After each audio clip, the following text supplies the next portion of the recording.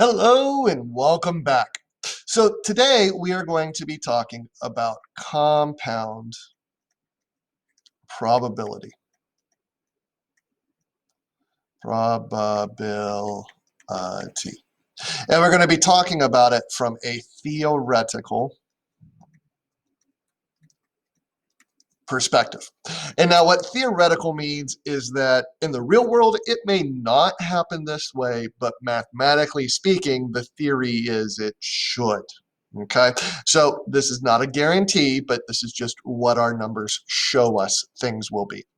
Now, to understand the compound probability, we need to remember what simple probability was. And we actually need to discuss that before we can truly define what simple or what compound is. So simple probability we have been exploring, and that was a coin flip, one coin flip,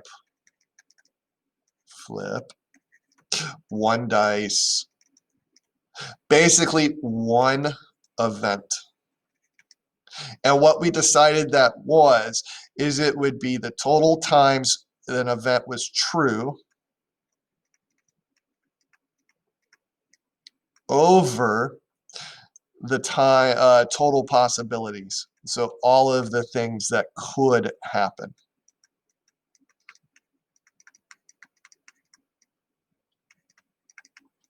So on a coin flip, that would show us is 1/2. How many times the number 3 came on a dice was 1 out of 6. So simple probability is one event. Compound probability is going to compound on that simple.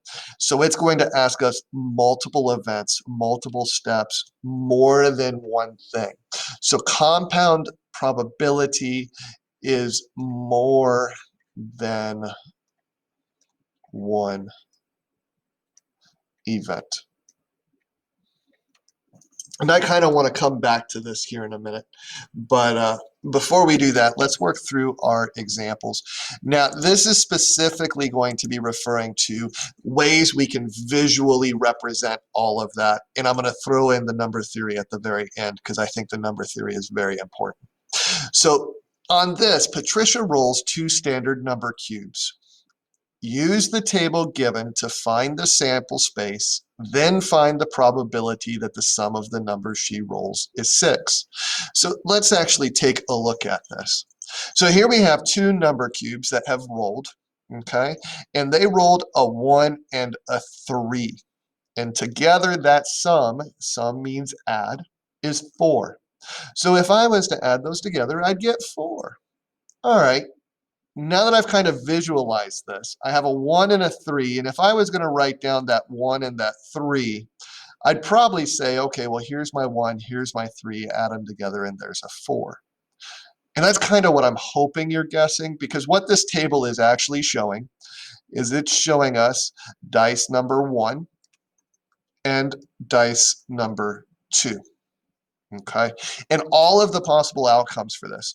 So we're trying to figure out every possible way this could occur and the sum of it. So let's go on ahead and let's figure out these sums. Well, 1 plus 1 is 2, 1 plus 2 is 3, 5, 6, 7. Okay, 2 plus 1, 3, 4, 5, 6, 7, 8. Okay, 4, 5, 6, 7, 8, 5, 6, 7, 8, 10. I'm skipping it on purpose. 6, 7, 8, 10, 11, 7, 8, 10, 11, 12. It makes a really cool pattern that's really easy to pick up on. And then let's go back and I'm going to put in my 9s. And I skipped them on purpose. The reason I skipped them on purpose is I wanted them a different color because we want to know the probability that the sum of the numbers she rolls is 9. So let's go back and let's think about this through simple probability. We want to know the number of times this is true. So how many times is this true? 1, 2, 3, 4. It is true 4 times. And now we want to know the total number of times that it's true. Or, I'm sorry, the total number of possibilities. Well, here we have two dice that rolled and every possible outcome they have. 1, 2, 3, 4, 5, 6, 7, 8, 9, 10, 11, 12, 13, 14, 15, 16, 17, 18, 19, 20, 21, 22, 23, 24, 25, 26, 27, 28, 29, 30, 31, 32, 33, 34, 35, 36. 4 out of 36. Now, I wonder, is there an easier way to figure out how much was in this? If I was to draw a square and I said that the length was 6, and I drew another square and I said the width was 6, or another line on the square, I'm sorry. So I have length and width. Could I find the area of that square? Well, yeah, we know how to do that. Length times width. And 6 times 6 is 36. So that would tell me how many units are in there. That's an interesting thought, especially with probability. We're going to need this a lot. So if I'm finding the different options and they're listed out like this, I can multiply those and then I don't actually have to count the squares. I digress. Back to this. So 4 over 36, I can simplify that. If I divide 4 out, that will give me 4 divided by 4 is 1. 36 divided by 4 is 9. So 1 out of 9 times, I should get a sum of 9. Now, that doesn't mean it's going to happen all the time. So 1, no. 2, no. 3, no. 4. Hey, we got it on 4. Let's see if it happens again. 5, no. 6, no. 7, no. 8, no. 9, no. All right, so it statistically held true. Sometimes it does, sometimes it doesn't. But the point is that on average, so if I did this 100 times, it would average out to about 1 out of 9 rolls. And the more times you do a set, the more close to theoretical probability you're going to get, okay? So that's this first example. 1 out of 9, and that's how you solve it. On the next example, we have, and this is one of my favorites, I absolutely love using decision trees. At the ice cream shop, customers can choose one type of cone, waffle or sugar, one flavor of ice cream, chocolate, vanilla, or strawberry, and one set of sprinkles, rainbow or chocolate. And it wants us to use a tree diagram to show the sample space and then find the probability of choosing an ice cream at random and getting a waffle cone with vanilla ice cream and rainbow sprinkles. So, one thing you need to know about decision trees. They're decision trees. And at some point, you have not made a decision. Because you have not made a decision, there must be a point of origin or 0 that you start from. So we'll draw our point of origin. Now, we're going to go start making our decisions, all of the different probabilities that we could do. So our first look is waffle or sugar. And I'm a sugar cone type of guy just because sugar cones have that little dollop of chocolate on the bottom. I love that little chocolate to keep it from leaking. Anyway, so let's go on ahead and we'll write this down. Waffle or sugar. Now, normally with probability, if I was looking at this, waffle or sugar, that looks a lot like a coin flip to me. And so I would say the probability of this is 1 out of 2. And we're going to come back to talk about that in a minute. But because I'm doing a decision tree, I'm going to go on ahead and I'm going to draw my decision lines. Now, the next step is I need to choose a flavor of ice cream. So chocolate, vanilla, or strawberry. And I'm going to be lazy, so I'm just going to write chocolate, vanilla, and strawberry. Now, it's not just the waffle cone that gets those choices, but the sugar cone as well. So I need to do this twice because I have one set of it for the waffle and one set of it for the sugar. Chocolate, vanilla, and strawberry. And then I'm going to write my decision lines for this. Now, before we move on, I want us to think about it. Chocolate, vanilla, and strawberry. What was the odds for that? Well, CVS, we have 1, 2, 3 total. And I'm going to be allowed to make a decision of 1. Actually, I need to put that somewhere else. I'm going to put this over here. Okay. And now my last choice is going to be rainbow or chocolate sprinkles. So if I had the chocolate ice cream, it would have rainbow or chocolate. If I had the vanilla ice cream, it would have rainbow or chocolate. Strawberry, it would have rainbow or chocolate. And so I'm going to keep on going all the way through until I have all of the decision tree completed. And then I'm going to draw my decision tree branches. And I hope that you see it's actually looking kind of like a tree where it branches off on all of the different possibilities. And now let's think again, RC, how many options are there? Well, there's really just 2 potential possibilities, and I'm being asked to choose one of them. Okay, so we're going to come back to those numbers down at the bottom here in just a minute because I want to show you something. So I am asked to find the probability of choosing an ice cream at random and getting a waffle cone with vanilla ice cream and rainbow sprinkles. How many times does a waffle cone with vanilla ice cream and rainbow sprinkles occur on this whole chart? That specific combination occurs only once.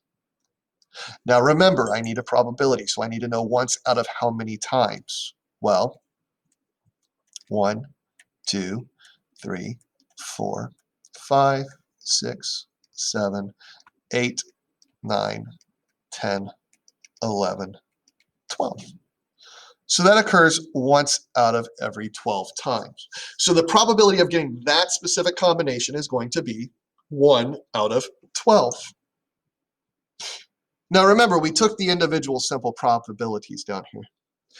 And we looked at the problem before, we kind of saw 6 times 6.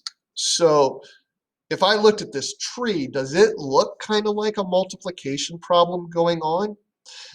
I start off with 2 choices, and then I kind of doubled the choice for 3, so that would be 6 different options. And then I doubled that again, which would be 12. That looks kind of like I'm actually multiplying. Let me rewrite these 3 fractions as a multiplication. Times 1/3 times 1/2. Now, when I'm multiplying fractions, remember, I'm going to multiply the numerator first and then the denominator. So the numerator, 1 times 1 times 1. 1 times any number is 1. And now I'm going to multiply my denominators. 2 times 3 is 6. 6 times 2 is 12. So I can find out that, hey, look, they match. 1 out of 12. Now, where a diagram or a tree diagram really comes beneficial is when you start asking weird questions. So instead of asking, what is this one specific combination? Let me ask, what would be the ratio for, let's say, vanilla with chocolate sprinkles?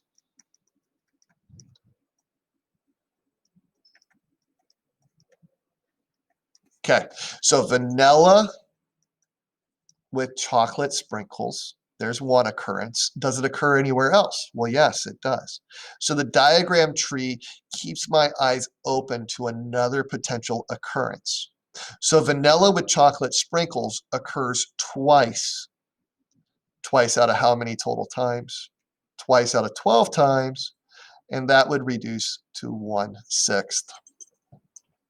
So a diagram or a tree diagram can really help you see all of the different potential possibilities out there and different ways to look at the situation, okay? Ultimately, remember that probability is going to be multiplication. I hope you're getting in on this. All right, so let's look at this next one, right? Henry flips a coin 3 times. We want to make a list to show the sample space and then find the probability of getting 3 heads. Well, I'm horrible at making lists and thinking of every potential possibility, so I want to know how many things I'm actually looking for to begin with. So flipping a coin, I know that flipping a coin is 1/2. And I'm doing that 3 times. So I figured out that now I can just multiply these. So 1/2, 1/2, 1/2. 1 times 1 times 1 is 1.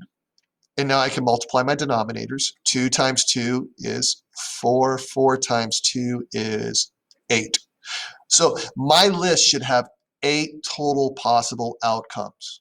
So let's go on ahead and make our list. 1, 2, 3, 4, 5, 6, 7, 8. And now I want to make my list. I am very methodical when I make my list because I have always struggled with creativity. So I find a pattern and I tend to stick with it. Heads first flip, heads second flip, heads third flip. Okay, now I'm going to be very methodical as I move these through. Tails, heads, tails, heads, heads, tails, tails, tails, head, head, tails, head, tails, tails, tails, head, and tails, tails, tails. And if it seems like those were random, it's really not. I'm a big computer nerd, and what I just did was counted in binary to the number 8. And I did it with 1s and 0s, but they look like H's and T's. So if you're interested in knowing how that counting works, go Google binary. Some cool math out there to be done. Anyway, these are the 8 potential options. Okay, it's the only 8 ways that this can go. So now let's look. What is it we want to do? We want to find the probability of getting 3 heads. We want to know how many times can we land on 3 heads. Well, I know that there is a total of 8, so whatever it's going to be is over 8. And how many times did I get 3 heads? Well, I got it the first try, and that's it, because everything else has a tails in it. 1 out of 8. I have 3 heads 1 time out of 8 total. Now, the beauty of a list comes to play whenever I start doing some different questions. So instead of asking the probability of getting 3 heads, I'm going to ask you, what if I want to know what's the probability of getting at least 2 tails? Okay, what is the probability of getting at least 2 tails? Pause the video and see if you can figure it out. What is the probability of getting at least 2 tails? Oh, hopefully you paused the video and figured it out. But let's take a look. So at least 2 tails. Heads, nope, none there. I've only got 1 tail. Only got 1. Here's 2 tails. Only got 1. Oh, here's 2 tails. 2 tails. And look, the last one has at least 2 tails as well. 3 is at least. So that means I have 4. So 4 out of 8 times I have at least 2 tails, or that reduces to 1/2 the time. So if you flip a coin in the air 3 times, you're likely to get tails twice at least half the time. It's weird how it works out, but it is what it is. Okay, so this is great for anytime you hear at least or some weird combination that it's just going to be easier instead of doing the math to actually look at and count. This might be easier for you to do most of them. Just realize that making the list is kind of a brainiac chore, and make sure that you know how many you're actually looking for in your list. I don't know how many times in math class I struggled to to find the 9th or 10th, only to find out that there were actually only 8 idioms or permutations of the situation. Oh yeah, permutation. There's a word you need to know. So each one of these doodads right here, each one of these lines is a different permutation. It's a different organization of data. Okay, and permutation might be something you'll see on the test. I doubt it, but it's a good word to know, and it basically just means a different arrangement of the data. So that brings us back to this compound probability, the theoretical or more than one event. Okay, what I want you to know is that whenever you have compound probability, you figured out what type of math you're going to do? You're going to be multiplying. So if you take your probabilities and you multiply them out, that is the ultimate of it. So let's take a look at this. Let's see what multiplication we can get into. Let's say we have a standard number cube.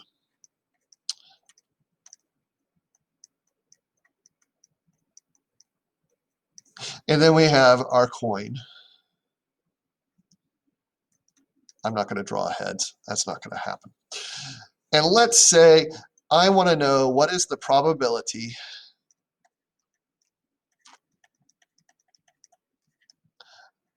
of getting a 2 or 3 and a heads. Oops. And a heads. So a 2 or 3 and a heads. What I need to realize is these are two different probabilities that I'm doing. I'm doing a simple on the dice, I'm doing a simple on a compound, and then or on the heads and tails of the coin, and then I'm going to make them a compound by multiplying them together. So the probability of getting a 2 or a 3. Well, how many total sides are on a dice? Well, there's 6 total sides on the dice. How many options do I have to get a 2 or a 3? Well, there's 2 different ways I can get that. So 2 out of 6. On a coin, I have 2 total options. And how many ways can I get the answer to be a head? There's only one way I can do that. So now to find the compound probability, I'm simply going to multiply these two. So I'll multiply the numerator, 2 times 1. 2 times 1 is going to be 2. The denominator, 6 times 2, that's 12. And now I need to simplify. These are both even numbers, so I know I can divide them by at least 2. 2 divided by 2 is 1. 12 divided by 2 is 6. So at least 1 out of 6 times, I should get a 2 or 3 and a heads result. Now, if you want to check this, go back and use the other devices that we just did. Draw a table for this. Draw a decision diagram for it. Or go through and actually make the list of all of the possibilities. Check it out. I'm fairly confident you will find that 1 out of 6 times we are correct. But mathematically, if you understand the concept, sometimes you can save time instead of drawing all of that out. Hopefully this helps. Leave me a comment. Let me know if there's something else you want to look at. And that is the notes for our yellow sheet on theoretical compound probability. Don't forget to click like, subscribe, hit the notification bell. I'll see you in class tomorrow.